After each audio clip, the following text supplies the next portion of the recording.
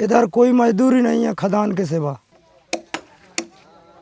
तो सब लोग खदान पर काम करते हैं पत्थर का। 2013 में हम लोगों ने पीएसएफ और टीडीएच के सहयोग से विदिशा जिले के गंजबासौदा के खदान क्षेत्र में काम शुरू किया। शुरुआत में टीबी, सिलिकोसिस, कुपोषण और शिक्षा, ये हमारा मुख्य उद्देश्य रहा है। पहले स्थिति खराब थी गांव की, क्योंकि खदान मजदूर ज़्यादा है वहाँ पे। कुपोषण और टीबी इसका ज़्यादा प्रभाव था। आदिवासी क्षेत्र के जो लोग थे वो टीकाकरण नहीं करवाते थे। हम वजन करने जाते थे तो वो भाग जाते थे, बोलते थे कि हम आप वजन करोगी तो उसका वजन घट जाएगा या फिर नज़र लग जाएगी। प्रसून संस्था से हम जुड़े तो मीटिंग में हमको पता चला कि महिला की सोच कैसे बदले, तो हमने महिला समूह बनाया। समूह के माध्यम से अपन ने जागरूकता फैलाई। गाँव में हमने महिलाओं के साथ में बैठकों में थोड़ा थोड़ा करके समझाया। फिर हमने उनके लिए ये थाली लगा के दिखाई, गर्भवती महिला के लिए कैसा खाना होना चाहिए, जो बच्चा कुपोषित है उसकी थाली कैसी होनी चाहिए, प्रोटीन पाउडर के बारे में बताया। अब नियमित रूप से हर महीने वजन करवाते हैं।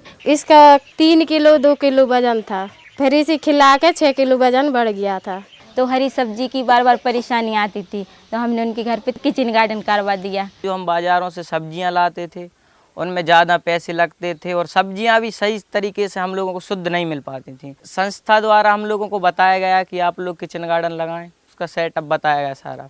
फिर संस्था द्वारा बीज हम लोगों को उपलब्ध कराए गए, तो हम लोगों ने जैविक खाद जैसे गड्ढा खोद कर उसमें सब्जियों के छिलके, गोबर, जैविक चीज़ें उसमें डाल दी।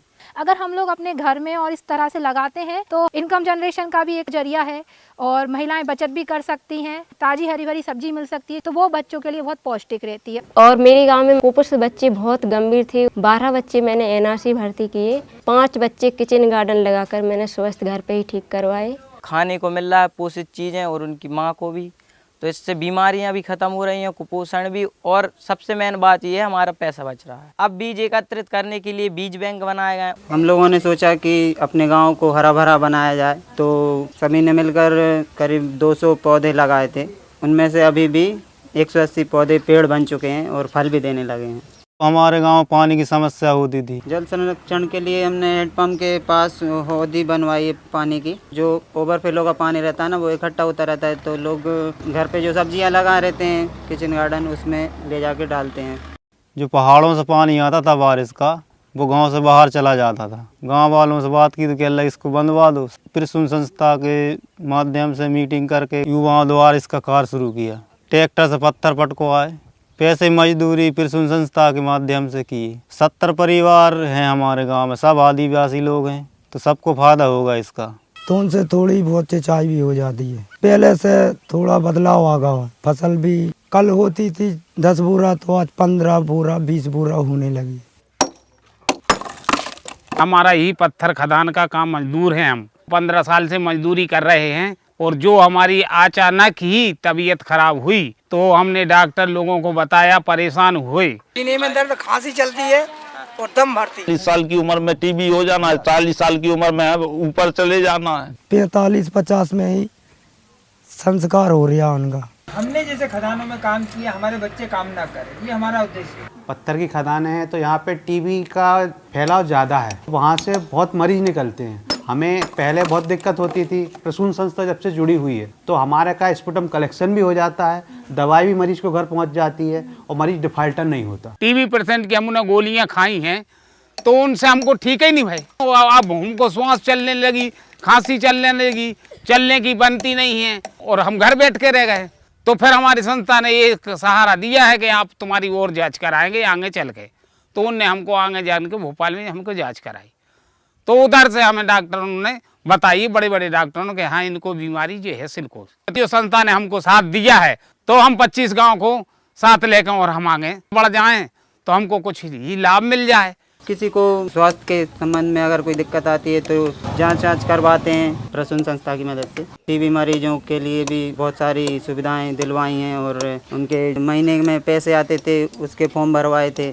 जो मेरे गांव में टीबी मरीज, सिलिकोसिस मरीज थे, गांव में सर्वे किया, टीबी मरीज बहुत सारे निकले।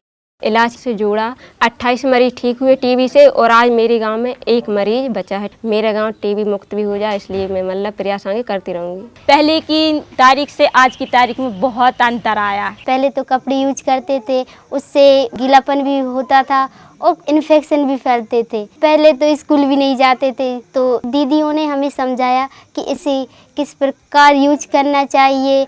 8 लड़कियों का समूह बचा है। व्यक्तिगत सफाई के बारे में बात चर्चाएं करते हैं। प्रसून संस्था के माध्यम से जी हमें एक डिब्बा मिला है। उस डिब्बे में 50 पेट हैंगे, तो उसके माध्यम से हमें इसका एक दुकान टाइप बनाना है। उसके माध्यम से हमें पैसे आएंगे, तो उसको हम बहुत बड़ा बनाएंगे। इससे हम रोज स्कूल भी जा सकते हैं, कोई दिक्कत नहीं आती है। टीकाकरण को भी काफ़ी बढ़ावा मिला है प्रसून के आने से। आंगनवाड़ी खुलने में एक इम्प्रूवमेंट हुआ, औपचारिक शिक्षा में भी थोड़ा सा अंतर आया है, और अब होम डिलीवरी में काफ़ी कमी आई है। पहले लड़कियां घर से बाहर नहीं निकलती थी। आज के दिन में 7-8 बालिकाएं तो हमारी हाई सेकेंडरी तक पहुंच गईं। बहुत बदलाव है। यहाँ स्कूल में बच्चे बहुत सारे थे और टीचर एक ही थे। जिस दिन हमें टाइम मिलता था तो हम लोग चले जाते थे पढ़ाने। 1-2 घंटे हम लोग पढ़ाते थे। ये हमने इसलिए खुला है कि यहाँ के गांव के लोग अशिक्षित हैं ज़्यादा और खदान में काम करते हैं, तो उनको ज़्यादा जानकारी नहीं रहती है। यहाँ से बासुदा और तेंदा दूर पड़ता है, तो यहाँ पर हम फॉर्म उपलब्ध कराते हैं और जो भी जानकारी है हम उनको देकर और कंप्लीट करके फॉर्म पहुँचा देते हैं। हम उमंग बाल समूह से हैं। गांव में जागरूकता फैलाने के लिए बताते हैं, जैसे कुपोषण वगैरह के बारे में। हम नुक्कड़ नाटक और दीवार लेखन के द्वारा जागरूक करते हैं गांव वालों को।